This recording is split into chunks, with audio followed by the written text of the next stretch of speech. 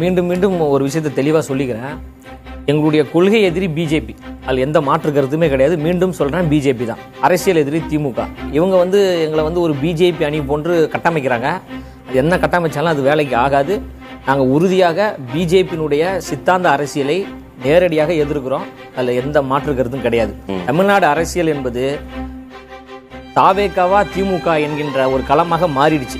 அந்த அடிப்படையில் தான் மக்களும் பாருங்க. அதுக்காகத்தான் உழைத்து கொண்டிருக்கோம். எங்கள் தலைவரை நாங்கள் பிரைமரி ஃபோர்ஸாக தான் பார்க்குறோம், முதன்மை சக்தியாக பார்க்குறோம். அப்போ முதன்மை சக்தி என்கின்ற பொழுது தமிழ்நாட்டினுடைய முதலமைச்சராக வேண்டும் என்பதற்காகத்தான் இவ்வியூகங்கள் அமைத்து வேலை செஞ்சுட்டு இருக்கோம். ஐயா பழனிசாமி ஐயா சொல்றாங்க, 234 தொகுதிகளிலும் தொகுதி பொறுப்பாளர்கள் இருக்காங்க. 234 தொகுதிகளிலும் வேலை செய்வதற்கு ஆட்கள் இருக்கிறாங்க. 120 மாவட்ட செயலாளர்கள் இருக்காங்க.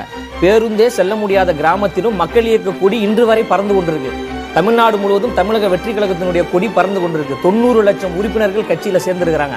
அவர் என்ன சொல்றாருன்னா, சவுத் சைட்ல அவங்களுக்கு ஆட்களே இல்லைன்றாங்களே.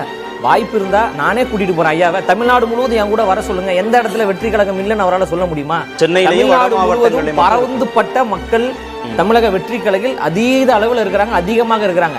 அந்த ஒரு அதீத நம்பிக்கையில தான் நாங்க மீண்டும் மீண்டும் சொல்றோம், 2026ல ஆட்சி மாற்றத்தை தமிழக வெற்றி கழகம் ஏற்படுத்த போகிறது. நாங்க ஏன் சொல்றோம்னா, மக்கள் மீது உள்ள நம்பிக்கை. இன்னொன்னு சொல்றேங்க, யார் 6.5 கோடி வாக்காளர்கள் இருக்காங்க.